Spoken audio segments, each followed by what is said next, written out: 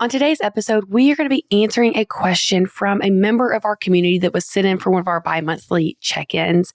And she is asking about bringing up previous wounds, previous pains, feeling like, are you throwing them in each other's face? What does that look like? The feeling of the need for justice and forgiveness and the role that all of these things play together in regards to the connection codes. And so that is where we are going on today's episode.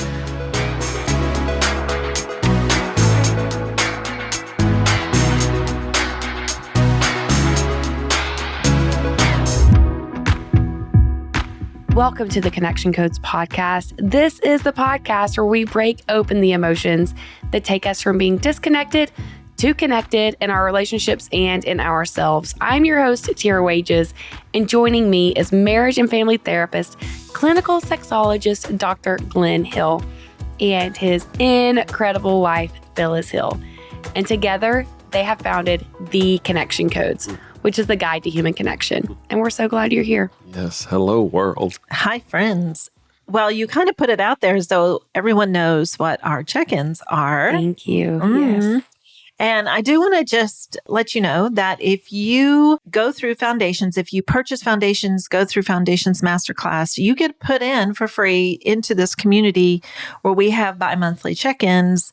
And it is such a fun night event. It may not be night where you live, but where it's just your time to show up on camera, say hello. You can ask questions live on air, or you can email them in. But it's been such a great way to connect with other connection coders. Yeah. And, we always use the chat a lot, and we're like, hey, let people know where you're from. And we've had people connect that way. Like, oh my word, I live in that area too. And so that's really a cool thing. Well, and can we share on this last time we met, we had 2 people from Australia, someone coming in from Hong Kong, someone in Germany, someone in Canada. So we had people spanning the globe. I mean, we were all the way around that circle during that hour and a half time, which I just absolutely loved. And it really is such special time. Yeah. And I don't know of any other online program that this was mine and Wes's world. He's still in this world. He builds online courses for thought leaders and entrepreneurs that offers continual support after.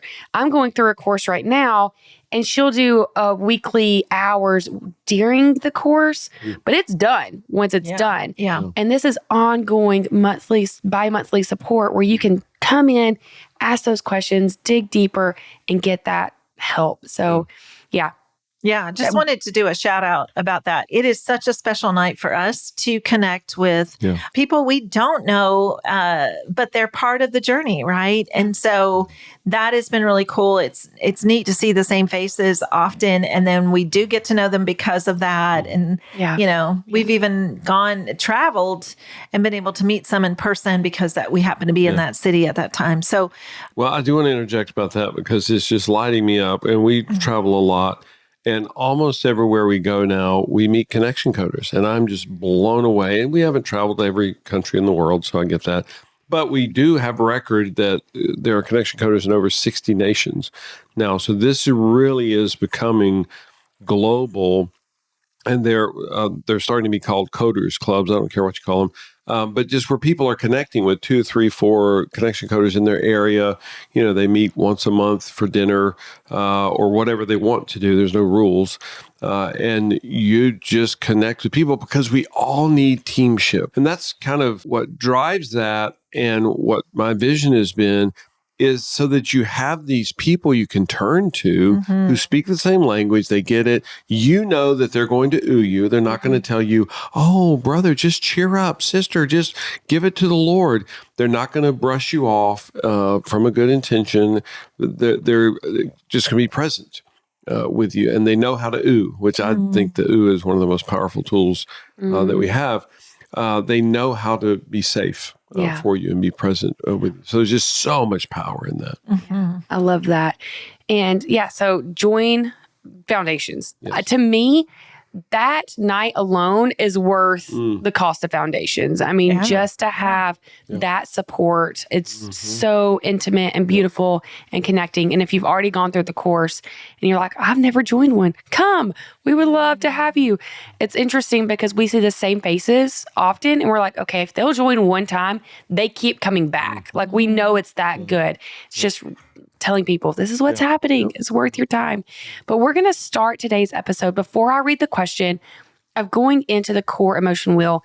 And this is the tool that Dr. Glenn and Phyllis have created that helps you learn how to identify and process your emotions so you can connect with yourself and therefore connect in relationships.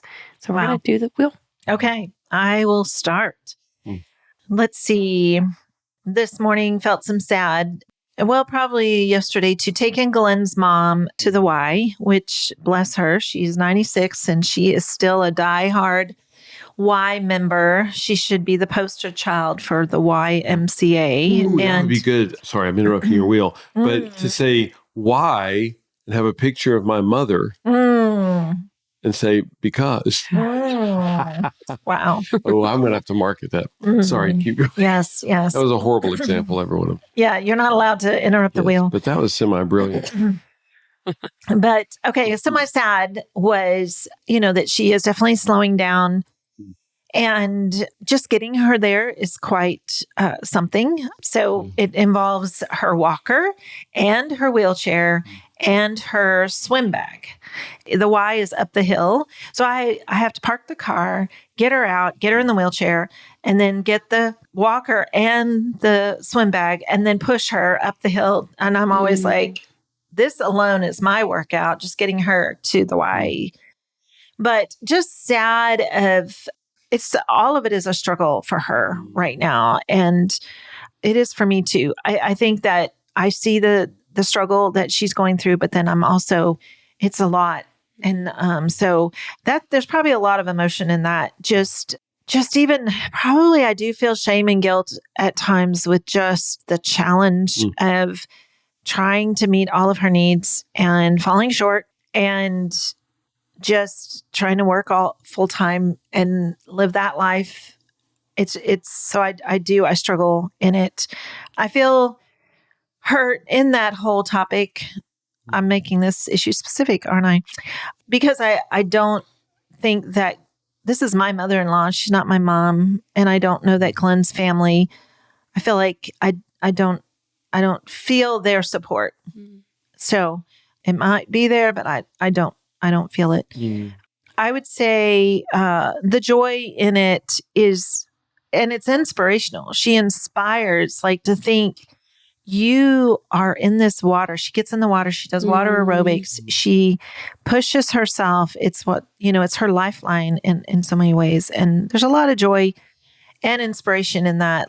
Okay, people at 96, this is how you do it. So definitely enjoying that. I do feel lonely at times because I am the main caretaker. I'm trying to keep up with her schedule, get her where she needs to be, or coordinate other people to get her there. So it does feel like a lonely experience at times. The fear, I would say, yesterday, she got dizzy and was having trouble breathing. I think there are moments like that then I experienced just the fear of, is this it? Is this the moment? And is it going to be on my watch when I'm alone with her that she's going to take her last breath? Wow. So, gracious. Before you go into yours, Glenn, because I don't want to interrupt you, I think that's a great update because in the fall, there was a lot of processing everything that was going on with Glenn's mom. And so you talked about your joy of being inspired by her for being 96 and getting in the water, but she's also in complete kidney failure. Yeah, she is. And so that is something that happened in the fall, and she is still just going for it every day at the Y and doing her thing. And so I know you processed a lot of that in the fall. And so just as an update that she's still getting a lot of support, but she's still trucking along. Yeah. It's her community. Just so everybody knows, the doctors tell us it is not possible to live with complete kidney failure. So apparently she's part I don't know, Marvel superhuman. What do they call them? The X-Men. She's an X-woman, I guess. I don't know. So it's fascinating. Wow. Experiencing her. The most resilient person I've ever known in my life. So for me, guilt in that, I wrestle knowing what I'm supposed to be doing. The connection codes, we're always have a long list of things to do. And I'm like, am I supposed to be doing that? And of course, then we have our property, and the vast majority of that falls on you. Even if you're not doing the thing, you're coordinating, getting the thing done. And I just wrestle with guilt, knowing what I'm supposed to be doing, what's the right thing. Fear, with my mom, just knowing, we have no idea what the future holds. We don't know if she has days, weeks, months. We don't think it's years, but we don't know. And even what that will look like. So there's a lot of fear for me, just thinking, if it's already challenging, what will it look like in 3 months if there's a downturn? So it's a good bit of fear in that. I think sometimes, I guess a lot of loneliness just with my family. And, we've conveyed pretty clearly, I grew up in a pretty dysfunctional family. And oddly enough, they're still very dysfunctional as a family. And I'm not mad at any of them. I just think, wow, we don't have a clue how to connect, relationally as a family, and certainly not with my mother. A lot of sad in that. Just that whole atmosphere, especially after our 1 month sojourn, was such an experience. I mean, it was epic. And of course, our dream is to have several more of those. But so it's kind of tough. Yeah. Coming home, it's like, okay, back to, the situation at hand. Lots of hurt just from my relatives, the various ones that not only don't recognize what we do, but especially what you do, but are actually critical of it. And I'm talking about relatives that haven't shown up in years and years and years, literally not shown up at all, zero, and they're critical of you. And I'm like, how is that possible? So a lot of pain in that, and anger in that too, because they should be sending you flowers regularly just for funsies, just to convey to you their appreciation, how much they admire you and respect you. And it startles me that they're unable to see any of that. Some shame around all that. I guess mine's become an issue specifically too, but some shame around all that, just the not knowing, are we doing what we need to be doing? Are we being there for mom? And, we haven't stopped our life. Right. We've continued living, which I think is what we're supposed to do. But there is some shame, just are we being the best version of ourselves in every way, whatever the facet of it is. So much joy. Even this morning, you said to me that you just wanted to be with me. I just feel so much joy in that. Of course, I share, I'm just continually startled at the connection that I get to live with you. 20 years ago, I would have never believed this was possible. And to get to that, it's not only possible, but that it's doable. And we now know how to do this. I don't know, blows my mind. And I'm really thrilled with that. So thank you. Thank you. Thank you both so much. So if this is your first time listening, what you just experienced, what you just heard was Dr. Glenn and Phyllis sharing what is happening with themselves in their core. And what that did was, first, it allowed them to connect with themselves and access those emotions so they can understand. Oftentimes we'll start this and we don't even know what we're feeling until we're saying it. And then we're done. We're like, oh, wow, that feels better. I knew I felt yucky before, but now I feel lighter. And so we're getting it out of their body. But secondary to that, you get to hear them share with each other what they're experiencing. So now if Phyllis is seemingly dysregulated or off, Glenn knows what's happening in her body. He's not having to guess. He's not filling in the blank. He just knows, and now they can connect with each other. So that is the tool of the core emotion wheel. You can get that for free through the show notes and try it for yourself. And I encourage you to try it with a safe person as well. And now we're going to go into this question that one of our community members sent in. And we thought that it was just such a great question that we wanted to share it on the podcast, do a whole podcast about it. So this is in regards to relationships. She said, I do the same cycle of throwing past wounds back up because of some sort of need for justice or to prove a point, or I got triggered. Then I want to apologize and change. I often feel convicted, but I'm nervous to apologize and do it again someday. How can the emotion wheel or other tools help to communicate this authentically? For context, I'm also trying therapy and doing other things to truly forgive and authentically make changes for myself. So I feel like there's a few different parts of that to break down. Yeah, I actually want to just kind of go to the very first sentence. I do the same cycle of throwing past wounds back up because of some sort of need for justice or to prove a point, or I just get triggered. Well, when I read that, I'm like, ooh, that's fundamentally actually not how it works. So so she's like taking responsibility, saying, I do the same cycle of throwing past wounds and actually understanding how our bodies work and how our emotions work. They happen to you.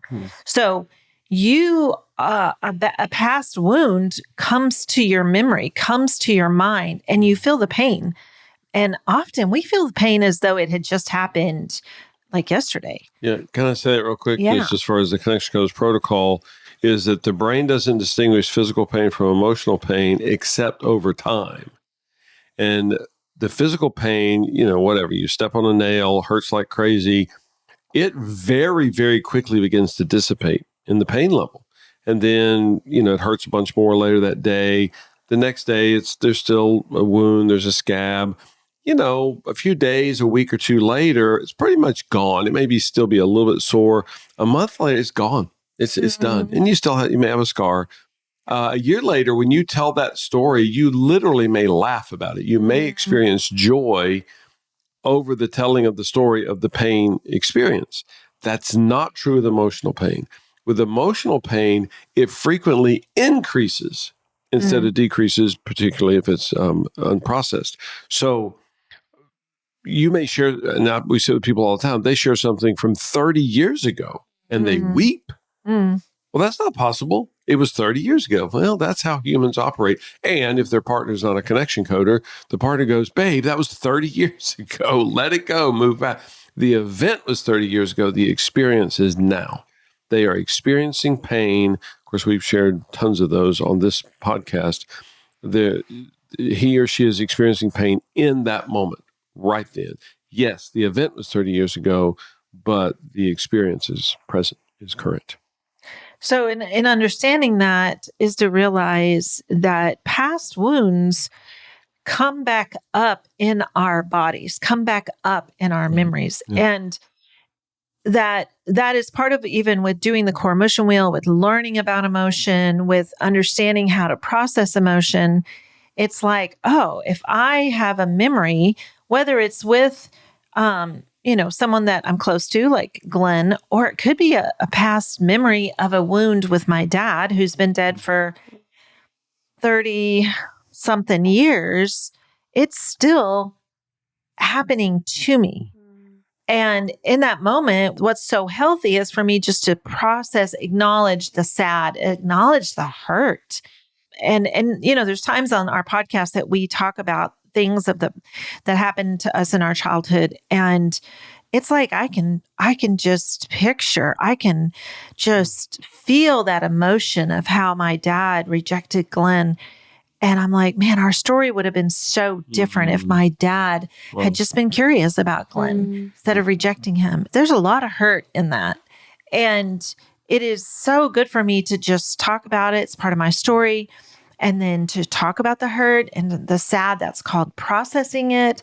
And it's getting it out of my body. I'm not storing it. I'm not pushing it down in my body.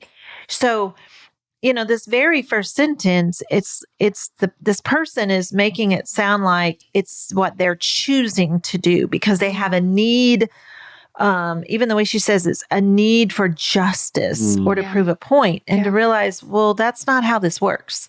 I think where I am thinking with the past wounds, yes, that happens to you, and it is like that flash. Yeah. And then for me, there have been times we did a podcast on it. The podcast title is I Wanted to Punish My Partner. And I want to say it's like early on, like episode 9 or somewhere in there, where I felt so angry with Wes. I wanted to hurt him. I wanted to punish him. And so I think that both of those things can happen to us. Right. But when I want to punish him, it's not from a past wound. So that's where, for me, the difference comes. It's not like I'm feeling a past wound and now I'm needing to process that out.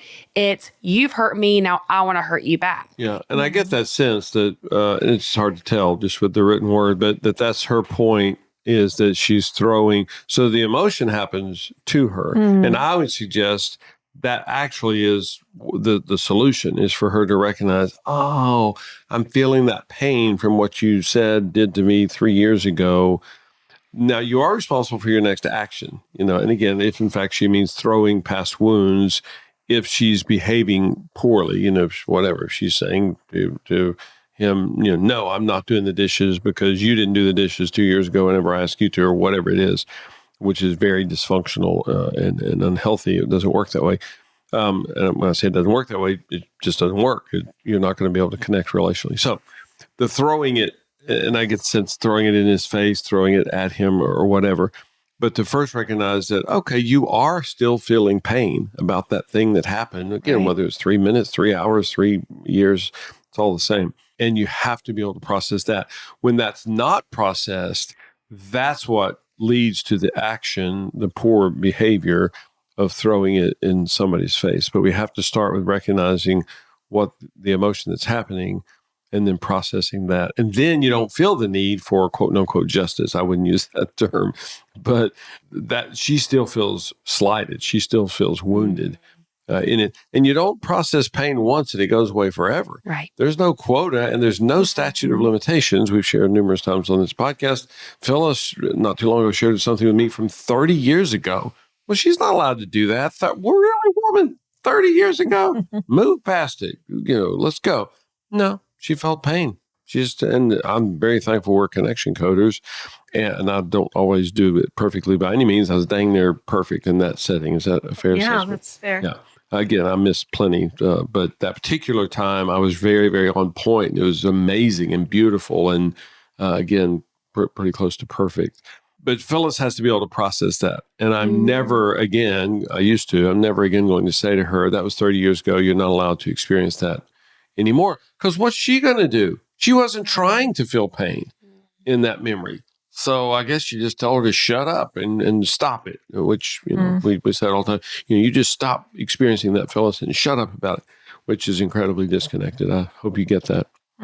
So it sounds like she has the pain, the wounding, the hurt, the scars are still there, and she needs to process it. And I don't know if that means she needs to process it 184 more times. Okay, great. I want him to just ooh her all the way through. And I don't care if that takes years, 5 years from now, for him to be able to go, oh, wow, babe, yeah, I hear you. So help me get that. What happens to you there? I want to make sure I'm not missing it. The way this, and I know we're kind of tearing apart a sentence, but the last 3 words are, I got triggered. Yeah. And I think that's probably where it starts. Yeah. And I'm just wondering, even for our audience, the word triggered, and maybe this is just me, but I think there was a time or a season in my life when I heard the word triggered and I thought of it as a bad word, like well, you're not mature enough because you get triggered. Certainly not spiritual. You're not spiritual enough because you get triggered. So there was a lot of judgment from me around that word. And I'm just curious about, with you listeners, what happens for you with that word triggered? Do you judge it, or do you have compassion that is something that happens to you? I'd be really curious.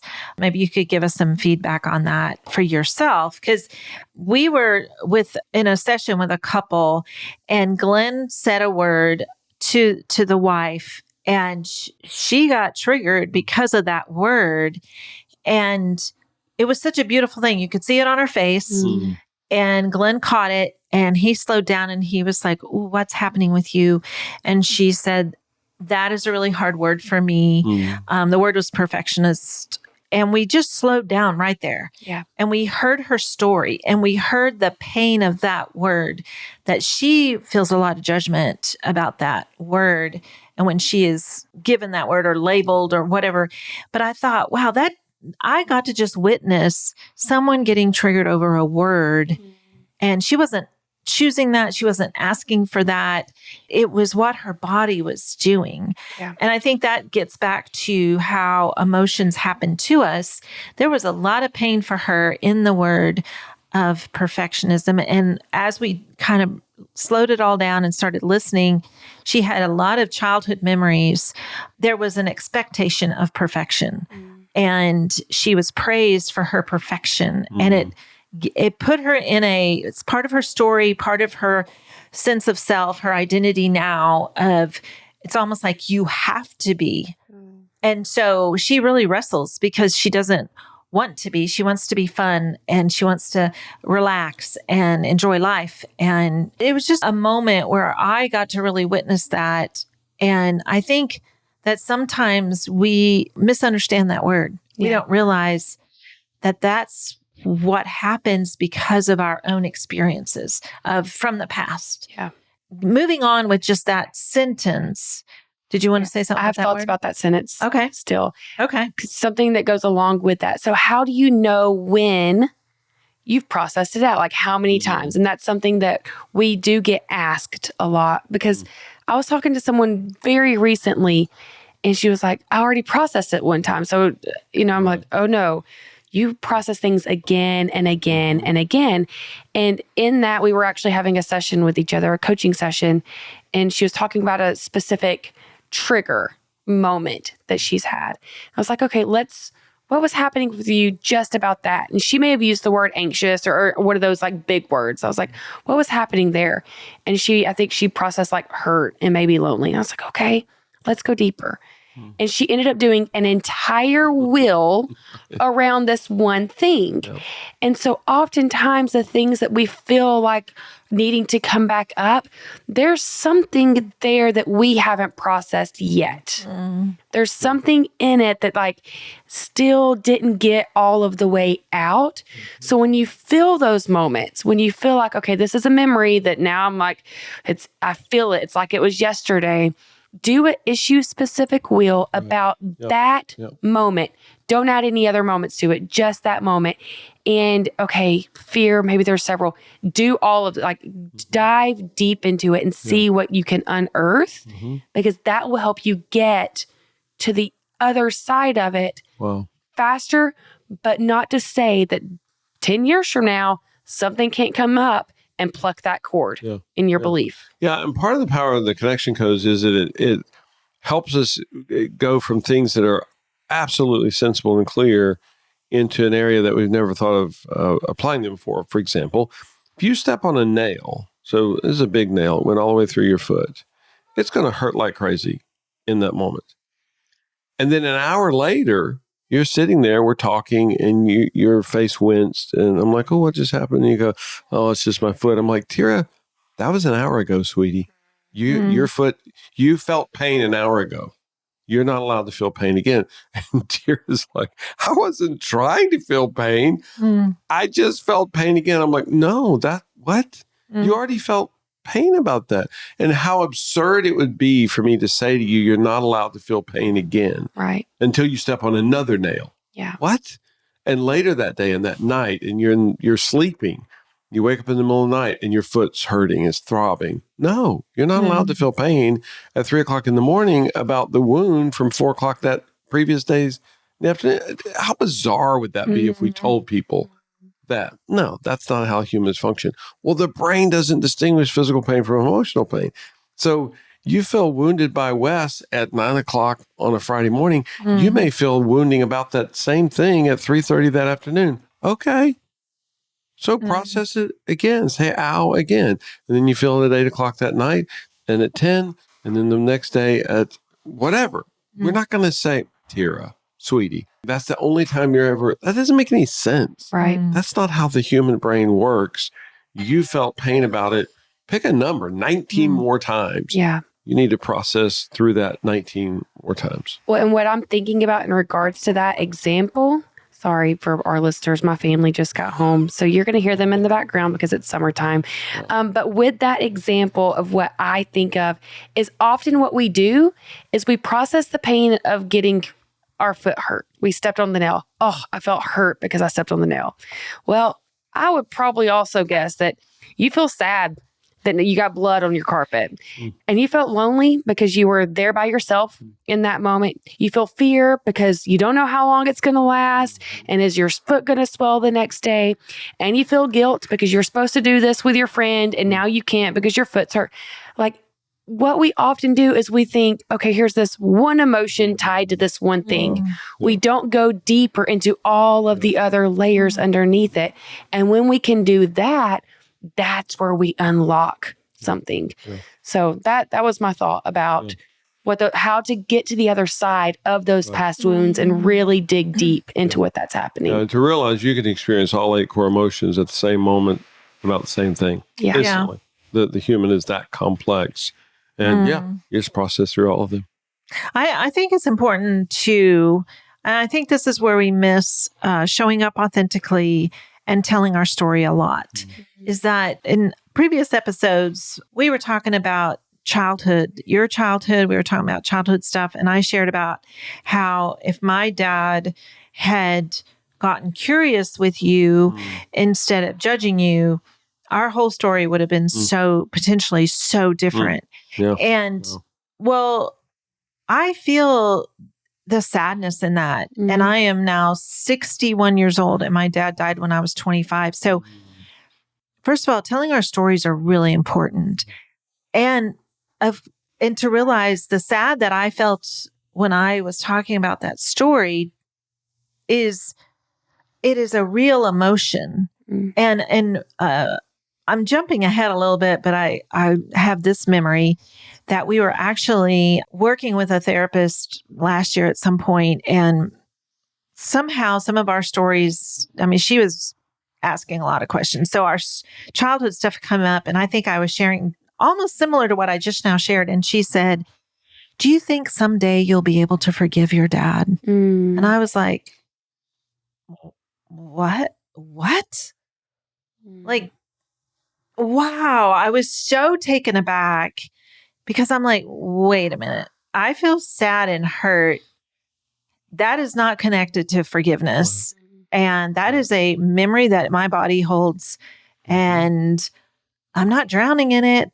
I'm not paralyzed by it. But that is a sad. And most people, when they hear our stories from our childhood, it probably triggers sad in their bodies and hurt in their bodies. And it's like, how did we just go this big jump to, do you think someday you'll be able to forgive your dad? I'm like, whoa, like forgiveness isn't not even on the table here.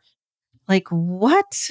And that is where we kind of want to dive into. And so I just did it. We are going to dive into that whole thing about, obviously, if I have a memory from my childhood, then I haven't forgiven. Yeah. Can you just kind of help dig Well, on and this I one? remember that when she said that, I was just so activated. I was triggered. And I said to her, I said that this has nothing to do with Phyllis forgiving. And she said, well, if Phyllis is still feeling emotion about it, then obviously she hasn't forgiven. I was like, what? That's not true. That's not humans. Because, and I mean, to take an extreme, I don't know the people who can tell about World War II and the horrific things that happened for so many people in that scenario and not feel sad. Really? You're going to tell the Holocaust story flippantly and joyfully? Or, I mean, it's just illogical. It makes no sense. But we've been told that from religious sources, secular sources, that if you still experience an emotion, and I was thinking about that a few minutes ago with your dad, and we're never told what would or could have been. But I think if your dad had sat down with me and said, hey, if he was a connection coder, just want to let you know, I feel some pain, and I guess some fear too, with just some of the things about you. And I just want to get what I'm missing. Could you tell me what all happens for you? One of many, many scenarios is I wouldn't sleep in a bed. So whenever I went and visited them, I'd sleep on the floor. Well, that freaked her dad out, and he just didn't know what never said a word to me about it. He would talk to his wife, Phyllis's mom, and Phyllis's mom would talk to Phyllis, and then Phyllis would talk to Glenn, which is so incredibly dysfunctional. But I do think, and if your dad had that, and I'm not mad at your dad, I mean, he just missed it. He was clueless. He didn't have any idea how to do this. And he didn't do it with you, didn't do it with any of your siblings, certainly didn't do it with me. But if he had had the tools, if he had had that, training, that wherewithal to just talk to me, just go, hey, I'm just feeling some fear, a little bit of sadness too, because I noticed you don't ever sleep in the bed. You sleep on the floor. Help me get that. What's happening for you with that? That would have changed the whole story. Yeah. Can you break down forgiveness? Forgiveness is about an action. Forgiveness is about what you're doing next. So I may feel wounded by something someone did for years to come. Just like with your dad, I feel so much wounding, so much sadness with your dad. And he passed away a lot of years ago. But if he was still alive, I'm not allowed to be mean to him. I'm not allowed to go key his car. I'm not allowed to go do detrimental things to him. And that's the behavior part. And again, we don't know for sure, but that may be what the point of that as far as throwing past wounds. Yeah, I want to change that. I mean, that behavior is detrimental and continues to be damaging. But it sounds like I don't know this person. I don't know. I haven't sat with her talking about it. She may have completely forgiven because her behavior is not continuing to reflect poorly. She's not behaving poorly, but that has nothing to do with whether or not she still feels pain about that situation. Well, I think many of us have been taught that, and even the verbiage is to truly forgive. Like, many of us have been taught that if we experience a past wound, a past hurt, a past sad, then it's because we have not forgiven. Yeah. And that's not how it works. Well, I do feel some fear whenever you read that earlier, because she says she's starting therapy to learn to truly forgive. I feel like, and I don't know who the therapist is, I feel a lot of fear that she's going to get with a therapist who is going to say to her, oh, well, you obviously haven't forgiven. The only way we get you to know that you've forgiven is if you don't experience anything about it. And that's not true. And there are plenty of therapists out there, both religious and secular, who would say that to her. So I'd love to get an opportunity to talk to this woman, because I don't want her to get connected with a therapist who presents that well, we gotta get you fixed, we gotta get you healed, and the only way to know that that's true is if you don't experience anything about it ever in the future, and that has nothing to do with forgiveness. Yeah, I think this is such a valuable conversation, and one that we've actually never had before, the three of us. I knew we were going to be talking about forgiveness today, but I didn't know your perspective or your, what you're sharing right now. Forgiveness is something that I have questioned a lot, because there are people that I have a lot of pain towards, a lot of anger towards, and would not want to be in the same room with them. I also have a lot of compassion for them. And so I do wrestle with, have I truly, quote unquote, forgiven them? And what does that look like? Because for me, it doesn't look like being in a relationship with them again.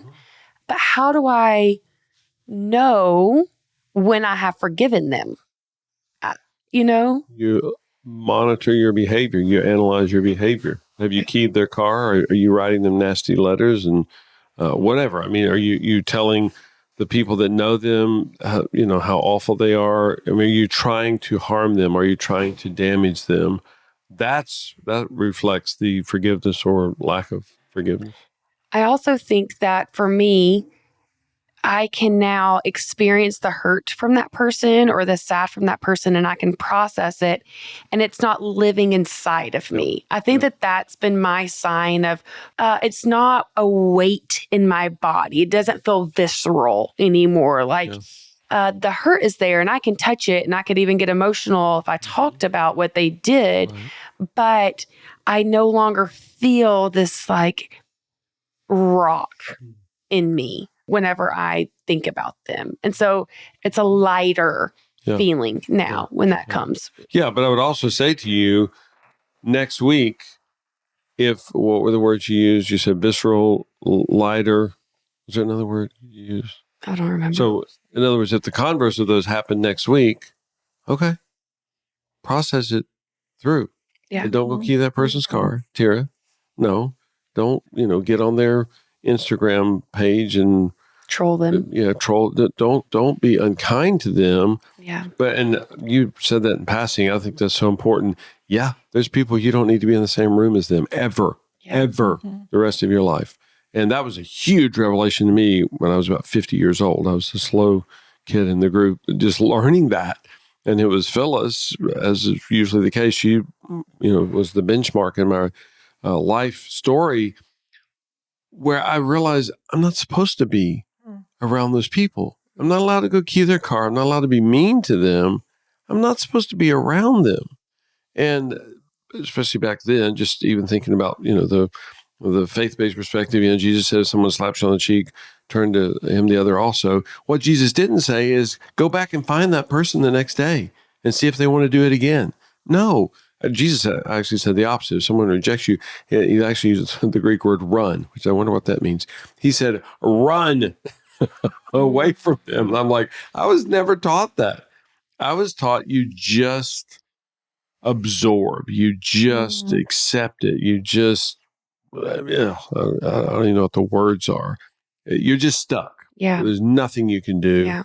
And we're supposed to move away from those people. Now, I get it. There are situations, there are relationships, whether it's family of origin, whether it's a marriage situation, whether it's a job situation where it's like, I need this job, at least for now. So I get it. There are situations where we're temporarily stuck, but we don't want to stay in those situations. We're not supposed to. We are coded to move away from people that bring harm to us. We talk about this often as far as how we define words. And I think forgiveness is one of those words. And I think if we all, before we even moved any further in this podcast, took pieces of paper and even among us three and said, okay, can you write out your definition of forgiveness? Can you write out yours? And then we each read them. I think we would have very different definitions. And I think if we took this whole community that's listening to this podcast today and said, hey, write in your definition of forgiveness, I think we'd be shocked how wide and a wide variety there is. And I think that just based on our story, our narrative, I think that we would probably agree that the definition of forgiveness in the past for us was, I forgive you. And so now I'm going to spend the rest of my life trying to love you to prove that I've forgiven you, which means to the detriment of myself or my children or my marriage, I'm going to pursue this person who has hurt me because I want to make sure no one can judge me to be able to say you've not forgiven. So I'm spending a lifetime trying to engage in this relationship with this person who in the past really, really hurt me because I think that's the definition of forgiveness. Yeah. And I'm just thinking that through as you say it. I think not necessarily my working definition, but the effect of that working definition would be that I'm going to deny that I feel wounded and I'm going to try to get you to like me. Yeah. And, we've shared on this podcast that was such a big shift in my life. And it was my adult children at that time who said, oh yeah, Dad, that's what you always do. If somebody spits on you, you invite them over for dinner. They're like, we never understood that. It's like, this person is not kind to you, Dad. They're even mean, unkind, cruel to you. And you're inviting them over for dinner so they can spit on you in your own home. And I did not know that, again, I'm not allowed to go key their car. I'm not allowed to burn their house down. I'm not supposed to invite them over for dinner. I'm supposed to move away from them. Don't be mean to them. Just move away. Yeah. And I, again, was 50 years old before I got a handle on that. Well, and what's interesting, because when you were sharing and you were talking about feeling it in your body, and maybe you could expound on that, because for me, I wanted to say to you, you're allowed to feel it in your body. Yeah. That is not a definition of forgiveness or non-forgiveness. I think it's hate that I was feeling, though. More of like a deep-seated, like, hatred for someone. Yeah. But I would say even hatred is a result. It's not a cause. That's the result of if you don't let that flow freely through you, then it builds up and becomes hate. You know, I think we understand grief to some degree. Yeah. Like there's been a lot of education about grief, but usually we think of grief only associated with death. Yeah. We do not associate grief with wounds. Yeah. And I think that when you are going through a period, and I think, you know, there's, again, I maybe for some listeners, this is not knowledge, but when there is a death and grief, there's often, it's like given 2 years. 2 years, don't make any major decisions in the first 2 years after, you know, a loved one, your spouse has died or whatever. There's often don't go marry someone else within the first 2 years because that may not be the best decision because you're so dysregulated. There's a lot of knowledge out there about that when it comes to death. But if you take the same and you go, okay, you are going through a huge grieving period. This is not a quick fix in a week or 2 weeks. This could take years of grieving. And you were just mentioning like a hurt that was in a relationship, you know, and you think about that, like to realize, yeah, you're going to feel that in your body, maybe for years. Yeah. And it's that idea of, are you linking it to just like what you just said, like hate, like I hate them? Or is that what your body is grieving for the loss of that friendship? And that is so confusing that somewhere in there, there's this, well, that must be hate. Yeah. Instead of like, oh, and again, that's a judgment. See, I hear you judging yourself. It's almost like you're punishing yourself. You're blaming yourself because now you've put a word on there that everybody's like, whoa, girl, don't be hating nobody. Yeah. Like, and it's like, but you're in pain. Like you feel the loss of that friendship. You feel so wounded by what happened. And maybe this is part of our faith-based heritage where we slap the word forgiveness on it. Just forgive and get over it. Like we don't allow the grieving of it. We want to just say, well, you need to forgive. As y'all are talking about forgiveness and especially in regards to the faith-based community, I'm realizing even more and more how damaging, which that is in the Bible a lot. Forgive 7 times, sevenfold. I don't know. I'm bad at Bible verses. Sorry, don't judge me. But I know that's in the Bible a lot. And so we've taken it, and I do think I want to say weaponized it, because like I think about people that are experiencing abuse. They are experiencing abuse in their parent-child relationship or their husband-wife relationship. And they're staying because they just forgive and forgive and forgive and forgive. And the damage that is creating. And so I love how y'all are describing what forgiveness actually should look like. And that is that it's not the absence of the pain. The pain is going to be there. Process the pain. And I think that pain, pay attention to what it's trying to tell you. Should I stay in this relationship? Whatever kind of relationship that is. Do I need to move away? Do I need to stay? And then give yourself space to grieve the hurt. Yeah. Yeah, but also want to distinguish and delineate. Well, here in your house, if one of your baseboards came loose, would you sleep here tonight? Yeah. Really? Yeah. But something's damaged. Yeah. You sleep here anyway. If your whole freaking house fell over, caught on fire and burned up and sank into the swamp, it's a Monty Python reference, would you sleep here tonight? I couldn't. No. Yeah. So that's the two ends of the spectrum. So somewhere in there, it becomes so damaged that you can't sleep here tonight, Tara. Yeah. I'm sorry. You're like, oh no, it's my house. It's my home. Yeah, but you can't. You just can't. You can't stay here. It's not safe. It's dangerous. It's harmful. It's dangerous. It's damaging for you to stay in this house. You're like, well, I stayed in it when the baseboard piece came loose.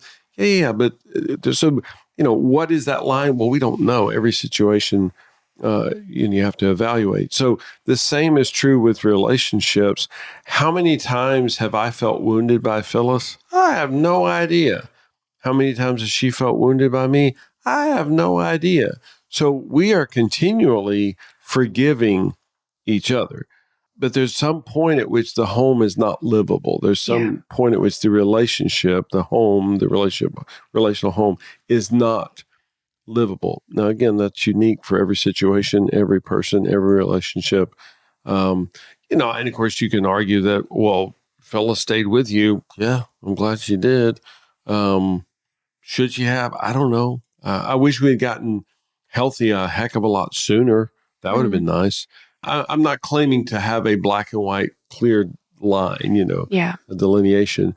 But there are points where the home, the relational home is so damaged, like you can't stay here. It just doesn't work. Yeah. Well, I know we're running out of time. I want to bring it all back to really this particular kind of question and more of a statement, to bring it all back, because this person is thinking that because past wounds are being brought back up, or she's feeling like she's throwing them back at her spouse, and then she's thinking that truly forgiveness will change it all. Yeah. I just want to speak into that. Like, it is the processing of the wounds that will change the narrative, in the sense that you will get through it that way. If you are seeking this thing called forgiveness, and that if that's your answer of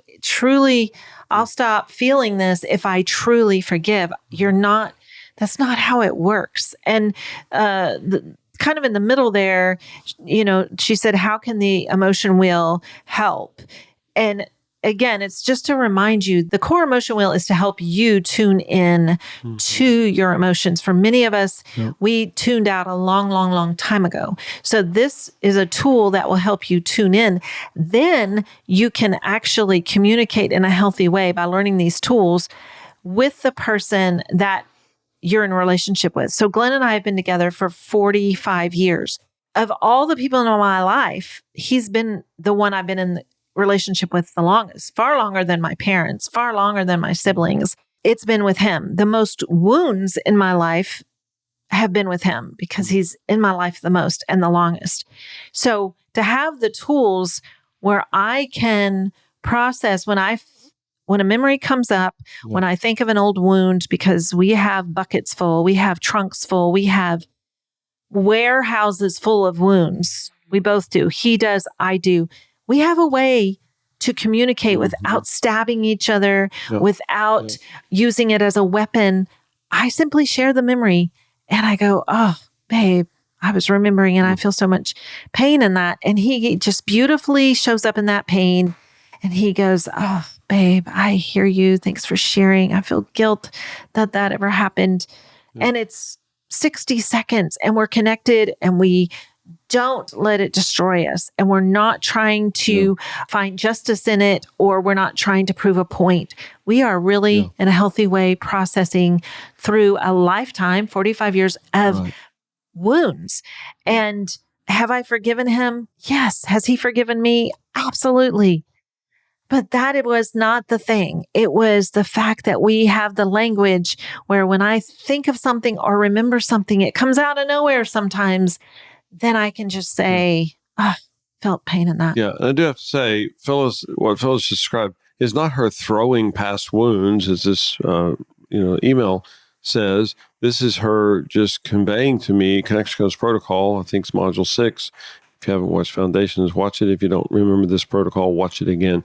We communicate the emotion, not through the emotion, and we communicate from a position of vulnerability. When Phyllis shares with me vulnerably, it begs for my safety, and I can almost not be present. Did I say that right? I don't know.